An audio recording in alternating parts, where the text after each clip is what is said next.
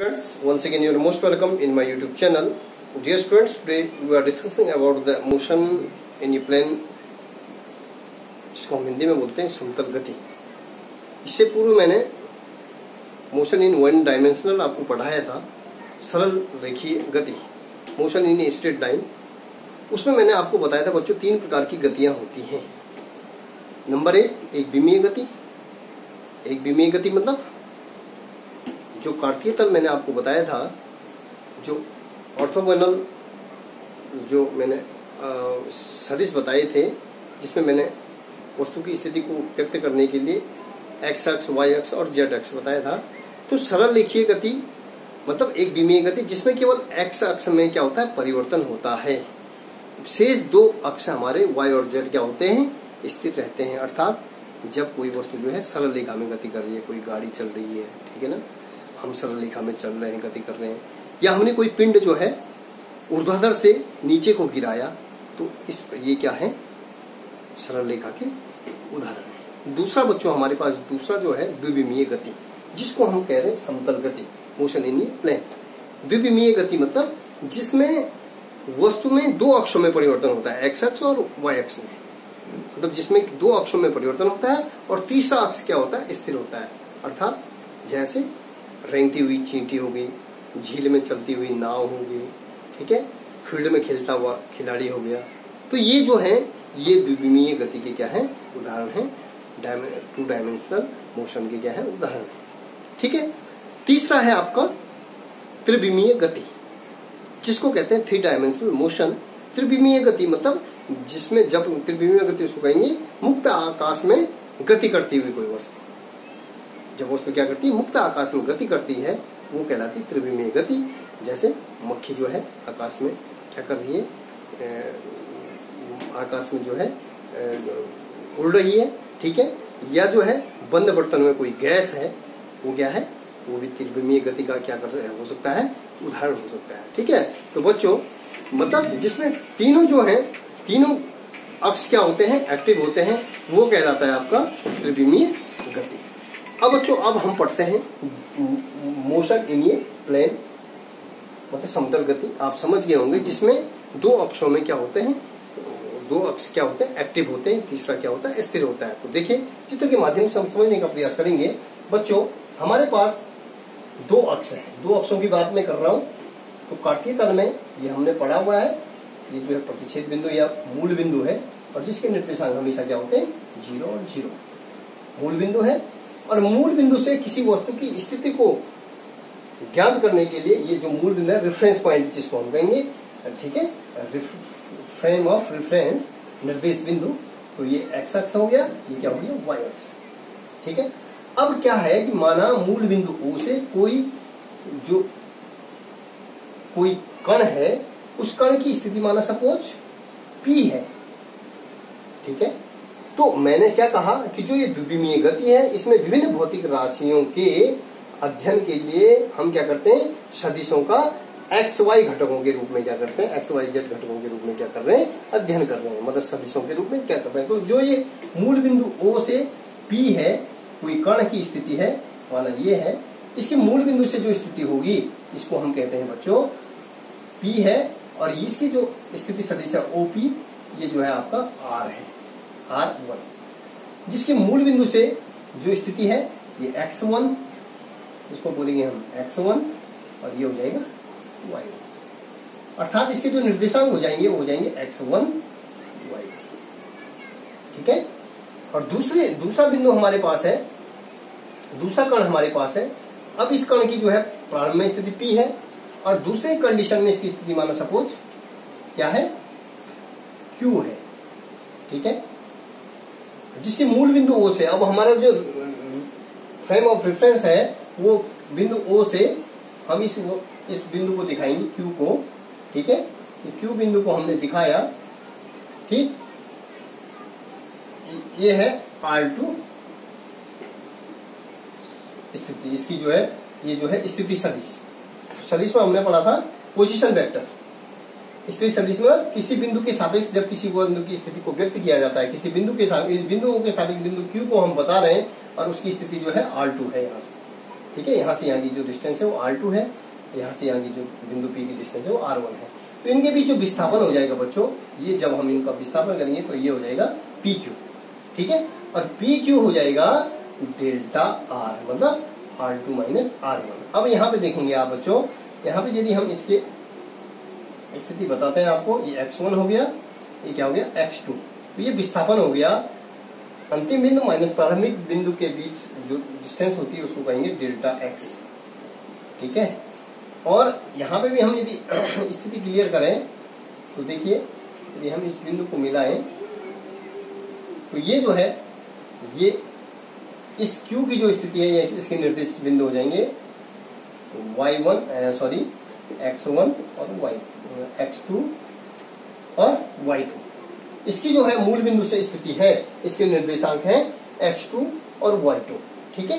तो X2 तो ये है और Y2 इसकी स्थिति ये है, मैंने यहाँ पे लिख दिया, तो ये हो गया Y2, X2 और Y2। और इसके बीच ये मूल बिंदु से X1 और ये क्या स्थिति, क्या इसकी स्थिति क्या जाएगी Y1। P के निर्देशांक हो जाएंगे X1 Y1, तो ये Y अक्ष में Y1 हो गया, ये X अक्ष में X1 हो गया, ठीक है। और Q की स्थिति है X अक्ष में X2 और Y अक्ष में Y2। तो यहाँ पे जो विस्थापन हो जाएगा वो डेल्टा Y हो जाएगा, ठीक है बच्चों। तो अब हम जो है कण का विस्थापन यदि निकालते हैं, कण का विस्थापन बच्चों, हम यदि कण का विस्थापन निकालें तो कण का विस्थापन हो जाएगा डेल्टा R बराबर हो जाएगा R2 माइनस R1। ये स्थिति सदिश है। ये जो विस्थापन हो जाएगा P से Q की जो के बीच जो विस्थापन हो गया, अंतिम दूरी माइनस प्रारंभिक दूरी, ठीक है। तो ये हो जाएगा X2 माइनस X1। अब यदि हम जो है इस R1 की स्थिति को देखें तो चूंकि हम देख रहे हैं R1 की जो स्थिति है X1 R1 बराबर हो जाएगा X1I प्लस Y1J, ठीक है।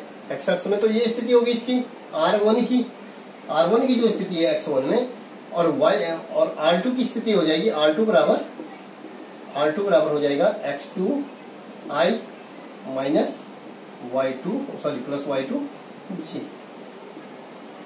R2 की जो स्थिति है, ठीक है, R2 की जो स्थिति है वो हम कहेंगे X1 क्या है, X1 बराबर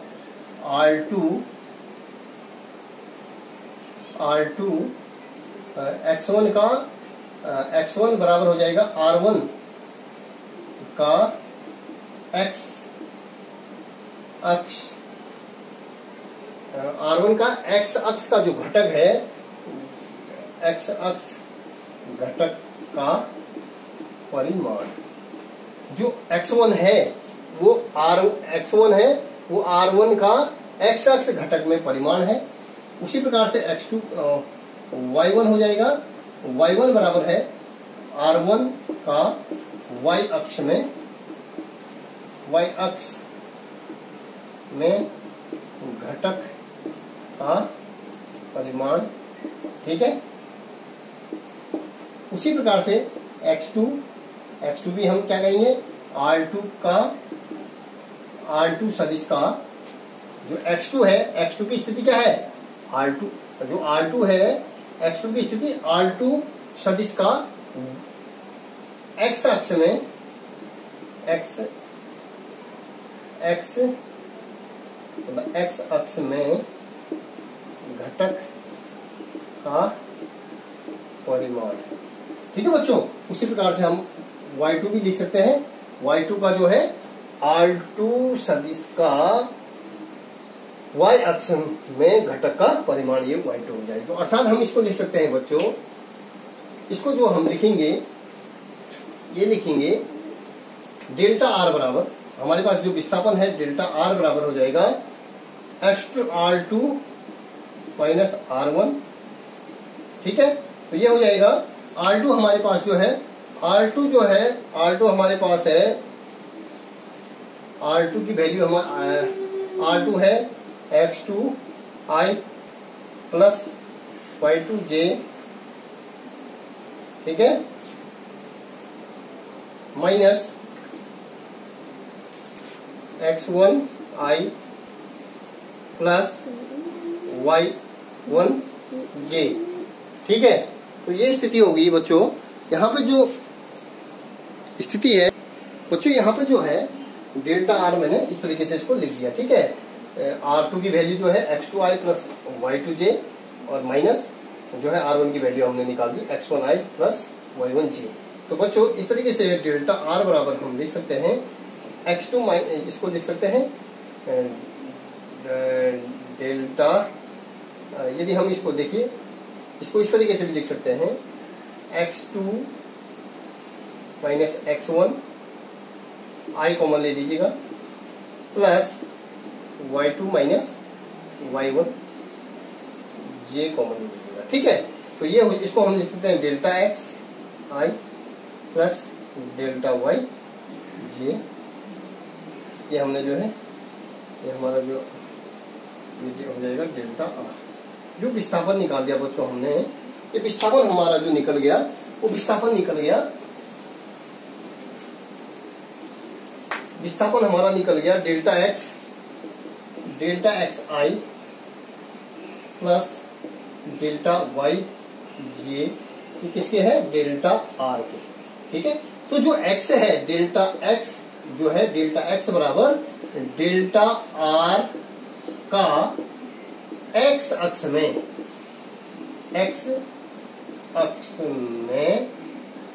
घटक का परिमाण। ठीक है, और उसी प्रकार से डेल्टा y बराबर हो जाएगा डेल्टा आर का y अक्ष घटक में, y अक्ष घटक में परिमाण। ठीक है बच्चों, तो ये हमारा जो है ये क्लियर हो गया। डेल्टा आर की जो स्थिति है, डेल्टा आर बराबर हो जाएगा डेल्टा एक्स आई प्लस डेल्टा वाई जे। ठीक है, ये बच्चों हमारा निकल गया।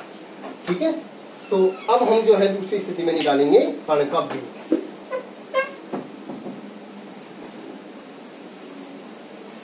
कण का वेग स्थिति होगी। अब हम निकालने बच्चों कण का वेग, कण का वेग। और वेग की स्थिति बच्चों, वेग इस तरीके से यहाँ पे कण का वेग दिखाएगा। ये कण की वेग की स्थिति है। ठीक है, अब जो कण का वेग होता है, वेग बराबर क्या होता है आप जानते हैं, वेग बराबर होता है डी भी। वेग होता है हमारा, कण का जो वेग हो जाएगा औसत वेग जिसको हम ले भी ए भी, जो एवरेज होता है, जो औसत वेग होता है, औसत विस्थापन बटे समय अंतराल। ठीक है, तो ये जो है VAV औसत वेग जो हो जाएगा, जो एवरेज वैल्यू हो जाएगी वेलोसिटी की, हो जाएगी औसत विस्थापन मतलब डेल्टा आर बटे समय अंतराल क्या था, डेल्टा टी। अब चूंकि बच्चों हम जानते हैं कि डेल्टा आर आपने निकाला है, डेल्टा जो औसत विस्थापन हमारे पास है, तो हम इसको निकाल सकते हैं। VAV बराबर हो जाएगा, डेल्टा आर की वैल्यू हमारे पास थी DXI बटे DXI प्लस DYJ। ठीक है बच्चों, DXI plus DYJ upon delta T. ठीक है, यदि हम इसको खोल लेते हैं तो डेल्टा x बटे डेल्टा टी ये हो गया I प्लस डेल्टा y बटे डेल्टा टी हो जाएगा जी। ठीक है बच्चों, तो ये अब आप जानते हैं डेल्टा x बटे डेल्टा टी बराबर क्या हो जाएगा, इसको हम लिखेंगे Vx। ठीक है, और ये हो जाएगा डेल्टा y बटे डेल्टा टी, डेल्टा y बटे डेल्टा ये हो जाएगा Vy। ठीक है, अब आप देखेंगे ये एवरेज की बात कर रहा हूं मैं, तो जो डेल्टा x है, डेल्टा x बटे डेल्टा टी है, ये जो है किसका, ये जो डेल्टा x है बच्चों, ये डेल्टा x डेल्टा एक्स बच्चों dx बटे जो dt हो जाएगा, ये dx बटे dt, इसको हम बोलेंगे x अक्ष में एवरेज वेलोसिटी के घटक का परिमाण। उसी प्रकार से dy बटे dt is equal to y अक्ष में एवरेज जो वेलोसिटी के घटक का परिमाण। ठीक है, तो जो परिमाण हो जाएगा ये हो जाएगा vx बार, ये हो जाएगा बच्चों vy बार, हम इसको कहेंगे। तो इसलिए हम इसको कह सकते हैं बच्चों औसत जो वेग है हमारा, जो औसत वेग बच्चों मैंने आपको बताया, ये औसत वेग हो जाएगा, औसत वेग बराबर हो जाएगा vx का बार, i बार मीन्स माध्य, और vy का बार g।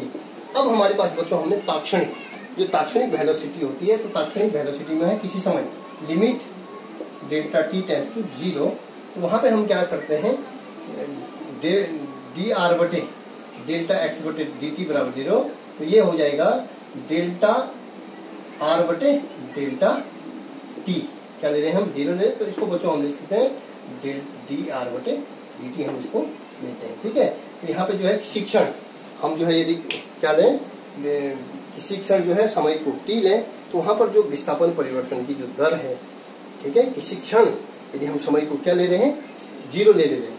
ठीक है, समय को हम किसी क्षण क्या ले रहे हैं, 0 ले रहे हैं, तो उस कंडीशन में जो विस्थापन परिवर्तन की जो दर है उसको कहेंगे डेल्टा r बटे delta T, limit delta t tends to 0, इसको हम लिखते हैं डिफरेंशिएशन में dr बटे dt। ठीक है, विस्थापन बटे समय। ठीक है, यही क्या कहलाता है, वेग कहलाता है। तो ठीक है बच्चों, इस तरीके से हम जो है इसको यदि दिखाएं, वेग की स्थिति को हम दिखाएं, तो वेग की स्थिति में यदि किसी क्षण जो है हमारा t जो है 0 है, तो वहां पर t 0 होने पर जो है यदि हम लेते हैं, यदि हम डेल्टा t 0 लेते हैं बच्चों, तो वहां पे जो q की स्थिति होगी वो p पर होगी। q की स्थिति क्या होगी, p पे। इस तरीके से हम दिखाते हैं। तो जो इसकी जो स्थिति होगी वो स्थिति किस तरीके से होगी, इस तरीके से जो है ये इसकी स्थिति यहाँ पे यदि डेल्टा t पर t बराबर t1 बराबर हम जो है t ले रहे हैं, यहाँ पे हम t ले रहे हैं। ठीक है, तो जो q की स्थिति है वो p पर होगी।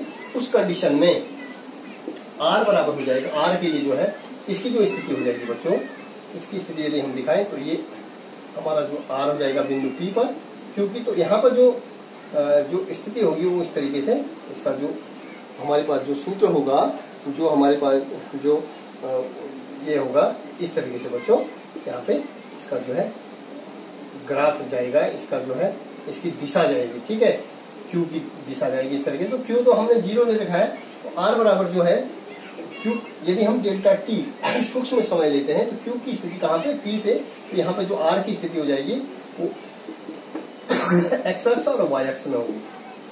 ठीक है, तो R बराबर हो जाएगा xi plus y g। R की स्थिति हो जाएगी तो हमारा डेल्टा R बटे डेल्टा t हम लिखते हैं, उसको लिखते हैं v एवरेज। ठीक है, तो डेल्टा R की यदि यहाँ पे लिखें डेल्टा R, तो ये इस तरीके से हम इसको लिख सकते हैं डेल्टा बटे डेल्टा t। ठीक है, डेल्टा बटे डेल्टा t, और R की वैल्यू हम लिखते हैं xi प्लस y g। ठीक है बच्चों, तो ये हो जाएगा, इसको यदि हम अलग अलग करना चाहें तो ये हो जाएगा डेल्टा x बटे delta t i plus delta y बटे डेल्टा t हो जाएगा g। ठीक है, तो ये हो जाएगा वेग का एवरेज। ठीक है, तो ये बच्चों ये हमारा जो है इसको हम क्या देखते हैं vx, हमने इसको लिख दिया vxi, और ये हो जाएगा प्लस v वेलोसिटी जी के बराबर हो जाएगा v एवरेज। वेलोसिटी का जो एवरेज हो जाएगा वो x अक्ष और y अक्ष में हम इस तरीके से उसको दिखाएंगे। ठीक है बच्चों, अब जो है हम दिखा रहे हैं त्वरण। हम क्या दिखाएंगे, त्वरण जो होता है बच्चों हमारा, जो त्वरण होता है कण का त्वरण। कण का त्वरण क्या होता है, जो एवरेज त्वरण हो जाएगा, एवरेज त्वरण हमारे पास क्या हो जाता है, ये हो जाएगा एवरेज त्वरण हमारे पास हो जाएगा डेल्टा एवरेज त्वरण हो जाएगा बराबर डेल्टा V बटे डेल्टा T। अब V की जो स्थिति है, अब चूंकि हमारे पास जो V है, जो एवरेज V की वैल्यू है वो है VXI एवरेज में प्लस VY J, ठीक है, इसकी x अक्ष और ये y अक्ष, ठीक है। ये V की वैल्यू हमने निकाली थी, अब उसको हम यहाँ पे रख देते हैं। जो हमारे पास जो त्वरण आ जाएगा, त्वरण की जो एवरेज वैल्यू आ जाएगी वो हो जाएगी डेल्टा V, ये हो जाएगा VXI प्लस V, ये हो जाएगा VYJ बटे डेल्टा T, ठीक है। तो इसको बच्चों हम लिखेंगे, सॉरी, इसको यदि हम लिखते हैं तो इसको लिखेंगे डेल्टा V बराबर हो जाएगा, डेल्टा V किसके हो जाएगा, delta VXI plus delta VYJ के, ठीक है। तो यहाँ पे यदि हम यहाँ पे लिखते हैं, यहाँ पे लिखिए delta VXI plus delta VYJ, delta VXY plus delta VYJ बटे डेल्टा T। तो बच्चों हम देखेंगे डेल्टा VX बटे डेल्टा T, ये हो जाएगा I प्लस डेल्टा VY बटे डेल्टा T, ये हो गया G, ठीक है। तो डेल्टा VX बटे डेल्टा T को हम क्या बोलेंगे, डेल्टा VX बटे डेल्टा T, ये हो गया ए एवरेज जो त्वरण हो जाएगा वो हो जाएगा AXI प्लस AYG, एक्स अक्ष में त्वरण और वाई अक्ष में त्वरण, ठीक है। ये एवरेज जो त्वरण निकल गया। तो बच्चों यहाँ पे जो एवरेज त्वरण हमारा निकला, ठीक है, ये हमारा जो है इसको हम लिख सकते हैं डेल्टा AXI, ठीक है, और इसको लिख सकते हैं डेल्टा हमारा जो है ये AXI हो गया और ये क्या हो जाएगा AYG, त्वरण का एक्स अक्ष में और वाई अक्ष में। यदि हम जो है किसी क्षण हम जो है त्वरण को क्या कर लेते हैं, त्वरण को हम जो है जो AX है, AX की जो स्थिति है, ये AX की स्थिति हम बताएंगे। AX बराबर क्या हो जाएगा, एक्स अक्ष में त्वरण AX बराबर हो जाएगा एक्स अक्ष में एवरेज त्वरण का के घटक का परिमाण, ये हो जाएगा AX बार, ठीक है। उसी प्रकार से AY की स्थिति हम लिखेंगे, AY का Y अक्ष के में एक एवरेज जो एवरेज के घटक का